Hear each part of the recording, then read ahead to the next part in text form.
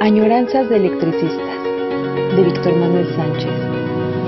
La historia de los electricistas nos permite encontrar una trayectoria política de su presente.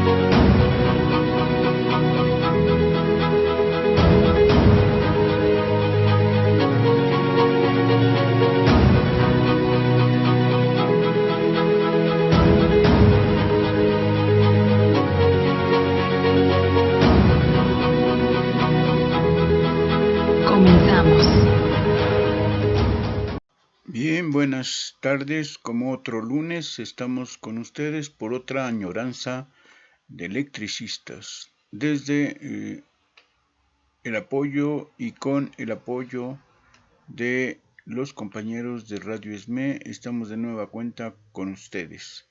No hemos terminado, como se sabe, esta añoranza de electricistas con estos estatutos del SUTER. Y como hemos estado comentando, es complicado porque es impensable leer solo el contenido de las cosas. No carece de sentido, de lógica. Es necesario contextualizar, comentar, argumentar acerca de estas cosas. Y en estos estatutos, que seguramente, por lo que llevamos hasta ahora, que es muy poco, hemos pasado de los dos primeros asuntos, es notable que existe todavía aquí, a pesar de que hemos dicho que ya la tendencia democrática había sido finiquitada,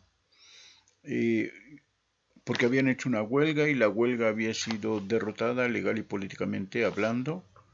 Entonces la tendencia democrática del SUTER desapareció, podríamos decir, en su existencia social y en su propuesta política. Pero el contenido fundamental de la tendencia democrática está aquí. Buscaremos los siguientes estatutos para poderles decir los cambios que hubo. Pero este programa de acción, en términos generales, es básicamente la Declaración de Guadalajara, con el que concentra su proyecto político la tendencia democrática, una propuesta política a nivel nacional, basada estrictamente o esencialmente en el nacionalismo revolucionario que muchos sindicatos han enarbolado en esta propuesta.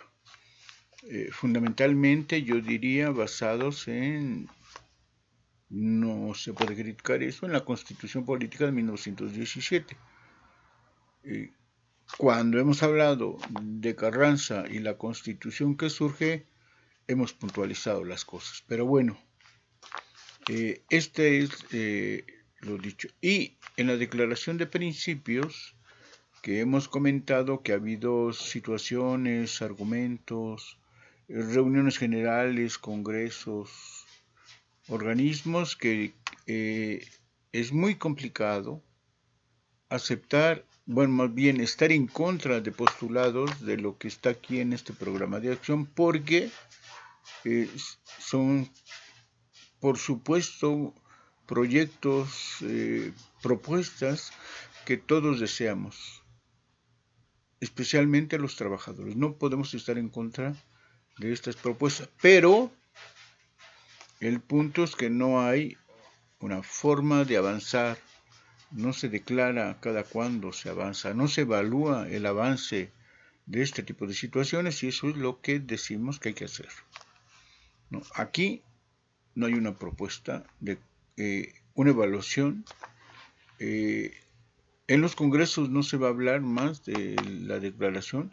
Es muy probable que sí se avance en este terreno, pero nunca hay un acercamiento a lo propuesto. Por ejemplo, para continuar en unos puntos importantes, este programa de acción tiene 38 puntos y solo hemos comentado algunos. Les voy a leer 4 más y notaremos que no podemos estar en contra de ellos. Es el SUTEP, no podemos estar en contra de este programa de acción. quizás son los puntos que diría uno, nos acercamos y hacemos un programa mínimo común. Por lo mismo, dice, por la creación de un sistema directo de comercialización de todos los artículos esenciales para la vida con el objeto de eliminar intermediarios. Bien, o son tiendas obreras o van a ser cooperativas. Nadie podemos estar en contra de eso. Por supuesto tiene que haber. ¿Se ha hecho? No lo sabemos por lo menos, pero no podemos estar en contra de esto. Hubo un sistema de comercialización, fue muy famoso el sistema de comercialización que se hizo en el sindicato petrolero, sobre todo en la región de Ciudad Madero, en Tamaulipas, creció abundantemente y nunca, bueno, no desconozco yo los programas anuales que se hayan presentado para saber su crecimiento, su impulso y desarrollo, pero aquí está la propuesta. El 12. Por el fomento de la investigación científica y tecnológica que sirva para acelerar el desarrollo del país, con la creación de bibliotecas especializadas y un centro de información que se pondrán al servicio de los trabajadores electricistas y del pueblo mexicano. Por supuesto. Bueno, tiene dos partes. ¿Cómo se puede fomentar la investigación científica y tecnológica? Es una. Seguro se puede. Seguro se puede colaborar para que esto haya. Hubo el Instituto de Investigaciones Eléctricas, quizá a esto se refiera. Todo mundo deseamos que la investigación y educación universitaria y de investigación científica crezca. Y la otra parte, que es un centro de información, no sé si solo dice científica, pero el asunto es al servicio de los trabajadores electricistas y del pueblo de México, por supuesto. Yo pensaría que eran dos, porque por un lado está la proyección científica y por el otro lado un centro de información de trabajadores sobre industrias, sobre trabajos, sobre sindicatos, de formación teórica para la escuela de cuadros. No podemos estar en contra de este tipo de propuestas. 16. La unidad nacional del movimiento obrero que conduzca a la creación de una sola central proletaria. Hemos mencionado cuando nos ha tocado hablar de la presencia del ESME en todas las centrales nacionales del país y ahí se han compartido estos asuntos. No podemos estar en contra, es necesario. Sería magnífico tener una central obrera nacional independiente autónoma de gobiernos y partidos que responda a los intereses de los trabajadores, por supuesto. El 31. La planeación industrial y el empleo de técnicas avanzadas tendientes a lograr el mayor desarrollo económico, cuidando de que ello no implique la desocupación de la mano de obra ni gastos indebidos en regalías por el uso de patentes o tecnologías obsoletas. Bueno, diría yo, primera fase, eso se aplica en la industria eléctrica nacional, en beneficio, por supuesto, del pueblo de México por el incremento, por la consolidación de una industria eléctrica nacional y por el otro porque va a haber trabajo para los electricistas. Insisto, con este tipo de programas de acción, y lo hacen en muchos lugares, en distintos momentos históricos del país, ha sucedido esto. El ESME mismo propició, les digo, un foros sociales, se llegó hasta el 5º y el programa de acción era mucho más amplio que estos 31 puntos. Y en el segundo punto no hubo concretamente, bueno, ni en el primero se postuló un avance concreto, ni en el segundo se evaluó el avance según el plan de acción y los programas que surgieron. Y entonces es ahí donde vemos cómo se evalúan, se proponen y se realizan este tipo de situaciones. Bien, en la segunda parte vamos a ver del capítulo 2 lo vamos a hacer un poco redondeando y teniendo las cosas. O sea, el capítulo 1 ya sabemos, todos los trabajadores electricistas, tanto de CFE como industrias que tengan relación con esto, sus trabajadores serán parte del SUTER, ¿no? El domicilio es en la capital y el lema es la emancipación de México, ¿no? Aquí sí el lema, por ejemplo, se parece mucho al de la CTM.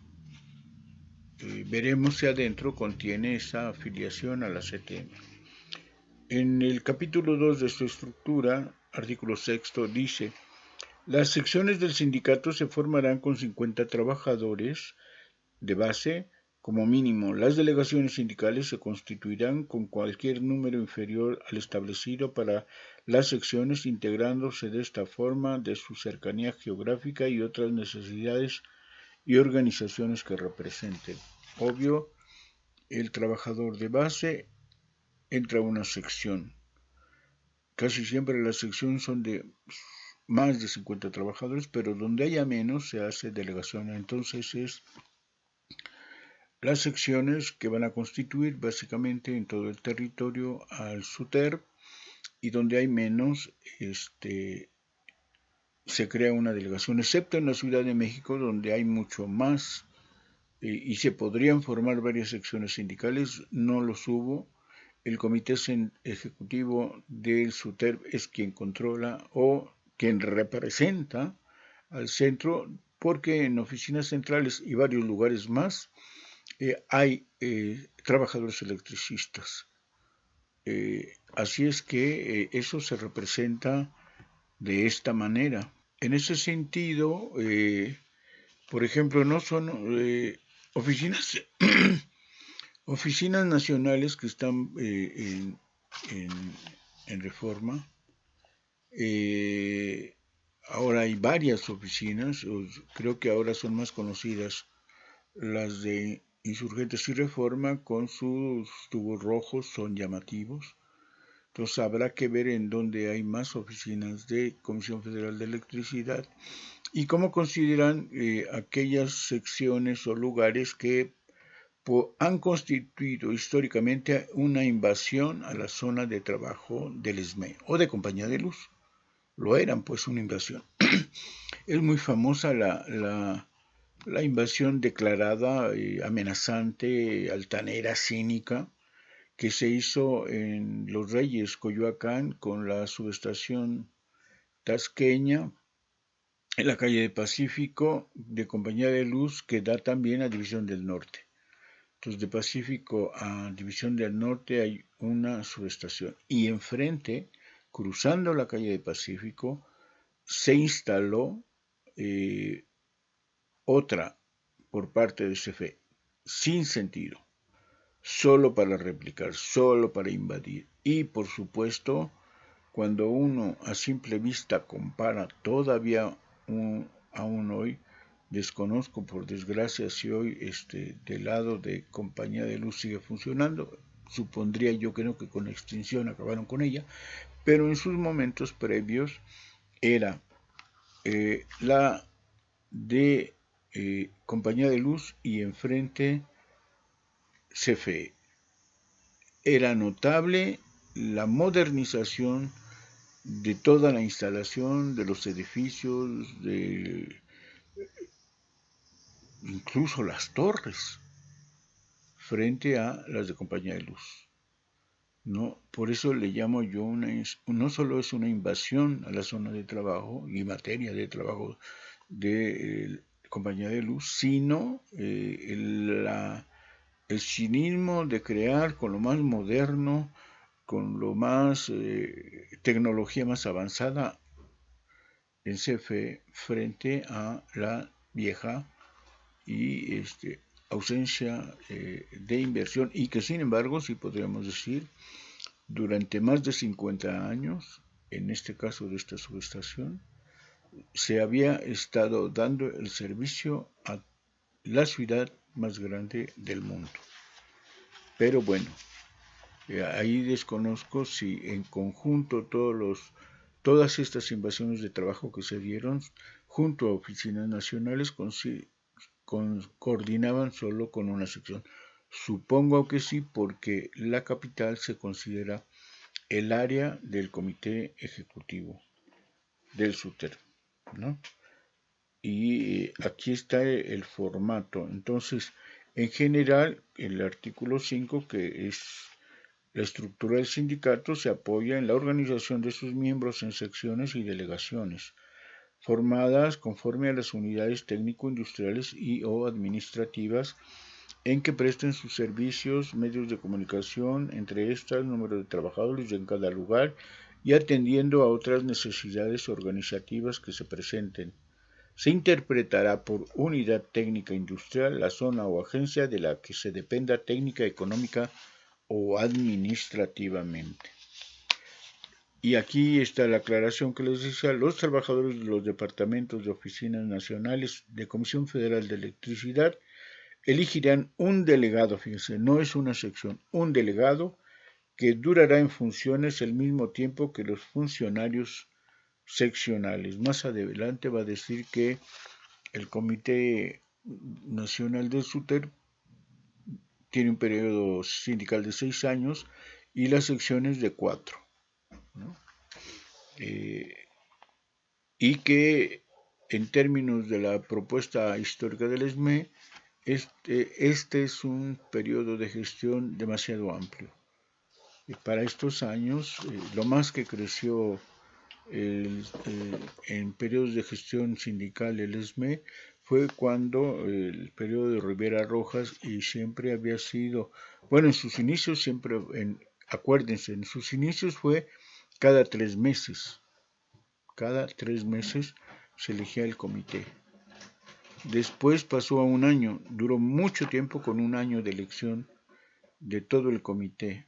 En diciembre se hacía y se elegía, salía la convocatoria en octubre, en noviembre se hacía el proceso de campaña y ya para el 14 de diciembre se tomaba posesión de los cargos. Mucho tiempo, hasta todavía la huelga de 1936, el comité se elegía anualmente. Aquí, desde sus inicios, el Sindicato Nacional y el SUTER son a 6 años y, como dice aquí, 4 años las secciones. Artículo 9. Las secciones comprendidas dentro de cada una de las divisiones de operación de la industria constituirán consejos regionales. El Comité Ejecutivo Nacional nombrará los coordinadores regionales, que deberán ser miembros de una de las secciones dependientes del Consejo Regional respectivo. Hay un área coordinadora por regiones, pero no es electo de las secciones, sino ordenado por el comité. Queda claro entonces que ya en una forma de coordinación regional que puede abarcar, por decir, todos los estados del norte o todos los del sur, aparentemente es una organización autónoma e independiente del comité ejecutivo, pero no es cierto, porque quien ordena el nombramiento de esta región es el comité, ¿no? Y aquí empieza a ver un poco lo que decíamos, si aparece o no el charrismo expresado en sus estatutos. Artículo 10. Todas las secciones del sindicato y oficinas nacionales formarán parte del Consejo Nacional y participarán en los congresos generales en la forma y términos que se establezca en estos estatutos. Aquí hay una pauta para saber que va a haber, no lo dice, quizá podamos encontrarlo, estos congresos, estos consejos nacionales, estos delegados al Consejo Nacional que hemos dicho que en el anterior artículo dice que serán nombrados por el Comité Ejecutivo Nacional, son parte del Congreso, y en ese sentido no hemos llegado ahí, pero ya supone una doble representación, porque seguramente van a estar los delegados al Congreso, pero aquí ya dice que el Consejo Regional, que todos los delegados al Consejo Regional formarán parte del Congreso Ordinario. El Consejo, que coordina a todos los consejeros de las 3-4 regiones del país, forman parte del Congreso Ordinario, la máxima autoridad del SUTER. Entonces, ya hay un indicativo de este tipo de cosas. Artículo 11. La soberanía del sindicato reside en la voluntad mayoritaria de sus miembros, expresada en los acuerdos de los congresos generales, que deben ser ejecutadas fielmente por el Comité Ejecutivo Nacional y demás órganos representativos de conformidad con las atribuciones y obligaciones que se establecen en los presentes estatutos, ¿no? Entonces, solo con esto queda claro, la máxima autoridad es el Congreso General, expresada, dice aquí, desde la voluntad mayoritaria de sus miembros. Los miembros eligen las secciones y esas secciones tienen que nombrar un delegado, todavía no llegamos ahí, pero van a nombrar un delegado a los distintos tipos de congresos que haya, y ya en forma de región, el comité nombra el Consejo Nacional, que va a formar parte del Congreso, y el Congreso va a definir las cosas fundamentales, y por lo visto dice aquí que la autoridad se divide en congresos, es deliberativo, lo cual tampoco es cierto porque se convierte también en tomar acuerdos. Y claro, bueno, les voy a leer lo que dice aquí. Congresos, para el aspecto deliberativo hay congresos generales, Consejo Nacional, plenos de comités y comisiones de vigilancia y fiscalización, consejos regionales, asambleas seccionales y delegacionales. Ejecutivo solo son el Comité Ejecutivo Nacional y los comités ejecutivos seccionales, que a su vez, como hemos dicho antes, representan a las delegaciones. Normativo, la Comisión de Vigilancia y Fiscalización y, obvio, las comisiones de vigilancia seccionales, ¿no? Aquí queda constituido con esta ligera, le llamaría una primera instancia que va a adquirir relevancia en el Congreso Ordinario, que van a ser los consejos nacionales, que ya también se convierten en ejecutivos. Siguen siendo deliberativos, perdón. Artículo 14. La máxima autoridad y representación radica en los congresos, ¿no? Ya lo comentábamos. Artículo 17. El quórum legal de los congresos generales y las asambleas seccionales se constituye en la mitad más uno de los votos computables. Solamente cuando el temario de la convocatoria se refiere a la modificación de los presentes estatutos, se requiere que el quórum legal esté formado por las 2/3 partes de la representación de los miembros de la organización. La modificación de estatutos requiere entonces que estén en las 2/3 partes, pero como veremos abajo en cuál es el objetivo de los congresos, solo los congresos podrán hacer esa modificación, y entonces se convierte en que a través de los delegados se obtiene esas 2/3 partes representativas, ¿no? El Congreso, bueno, pues ya sabemos, en general define la mayor cantidad de cuestiones fundamentales en el sindicato. En el artículo 21 dice lo siguiente: entre los congresos generales del sindicato, el Consejo Nacional conocerá y resolverá sobre problemas laborales y organizativos de nuestro interés general. Especialmente intervendrá 1. En la formulación de revisión de contrato colectivo. 2. En la revisión de contrato colectivo único de la industria eléctrica. y 3. En los conflictos que surjan entre las secciones, así como entre estas y los representantes sindicales. Es muy interesante porque, como habíamos dicho, el Consejo Nacional se da una integración de regiones. Lo dice enseguida en el 22.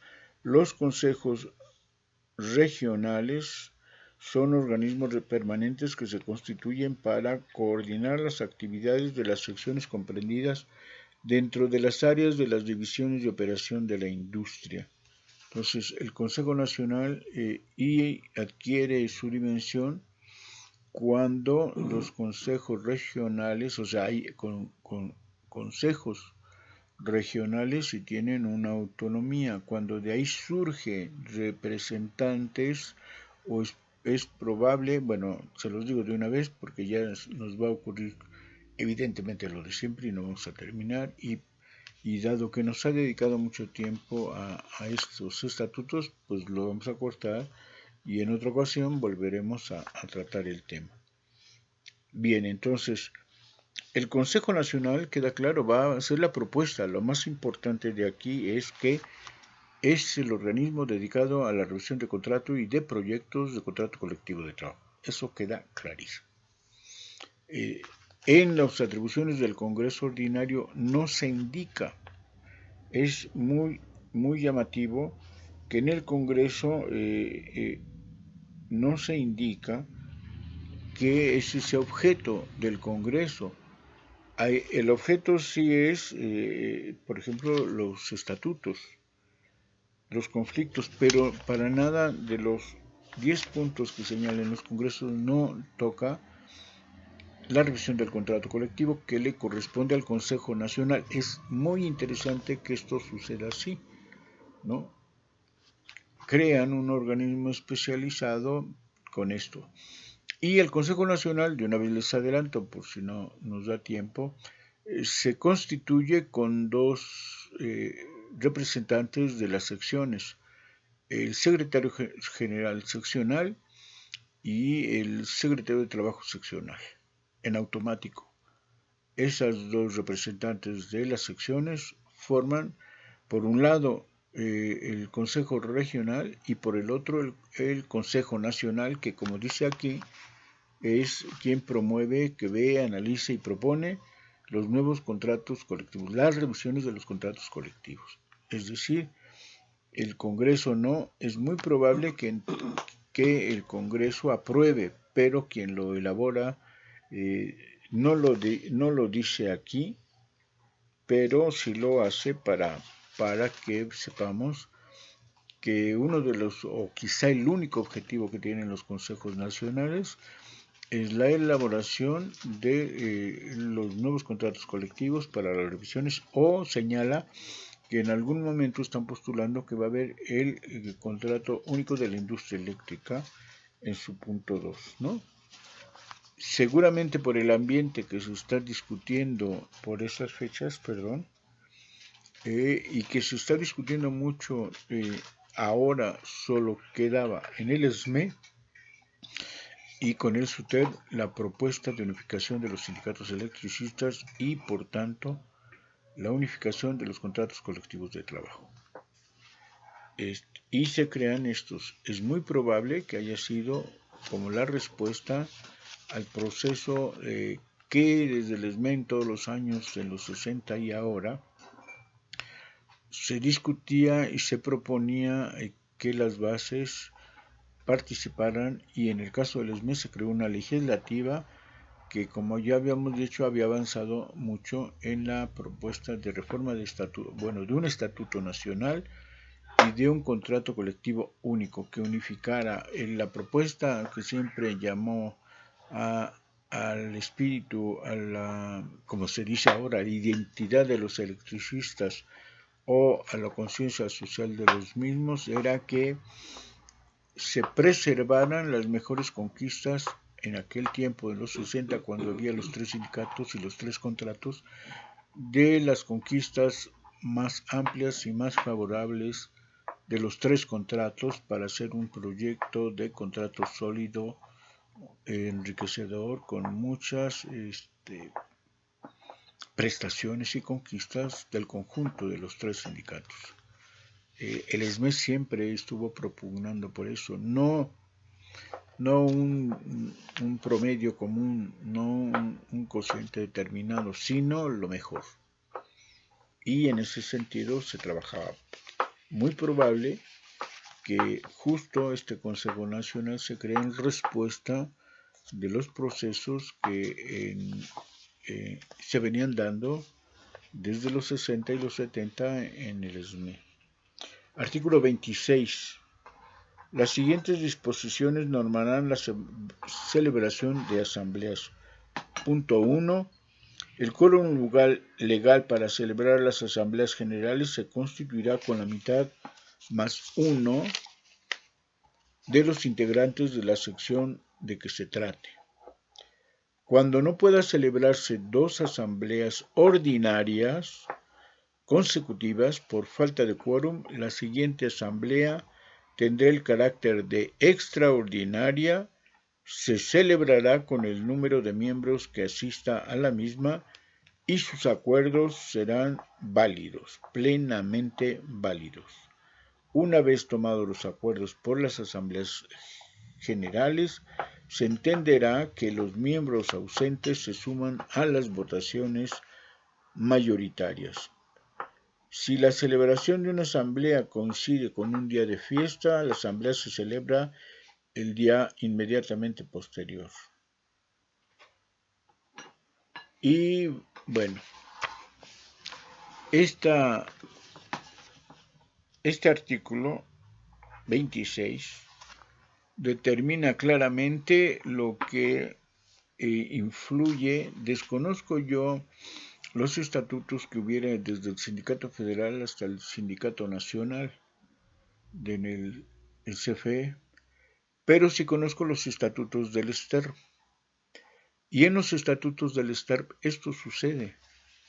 Es decir, se convoca en la sección a una asamblea ordinaria normal y no se realiza porque falta quórum.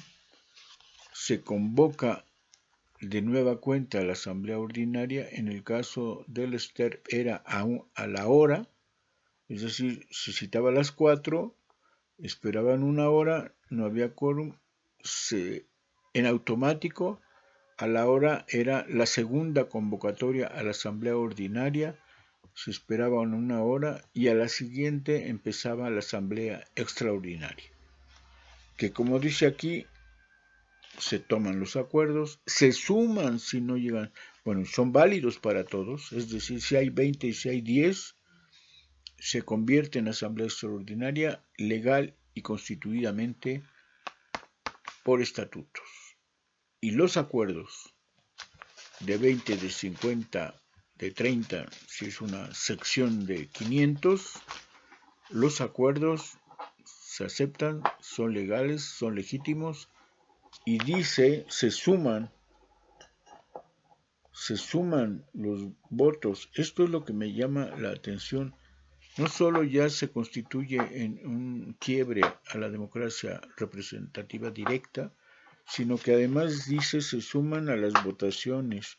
Los miembros ausentes se suman a las votaciones mayoritarias.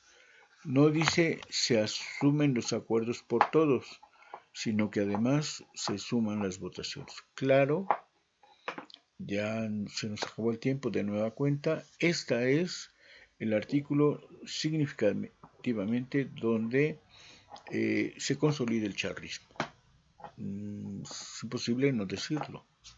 O sea, ya no se debe de cumplir el 50 más 1 de los asistentes para una asamblea.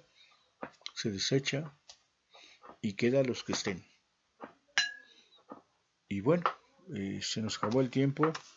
Insisto, es muy difícil leer unos estatutos, una propuesta de programa, sin lo que hemos tratado de hacer. Llegamos al artículo 26 y en total son 136 más 3 transitorios. Y les decía que dos secciones de la antigua tendencia democrática se pasaron y están presentes aquí. Les decía José Ceres Pozos, y creo que él era de la sección de Puebla de la tendencia, y por el otro lado era Víctor Manuel Carreto de la sección Puebla. Esto es, insisto, estos estatutos seguramente tienen la continuidad, la esencia del STER y de la tendencia democrática. Bueno, se nos acabó el tiempo. Nos vemos el próximo lunes en otra añoranza de electricistas, y me gustaría haber acabado en sustancia creo que lo hicimos, pero haber revisado por lo menos más de 100 de los artículos mencionados. Hasta la próxima. Buena tarde.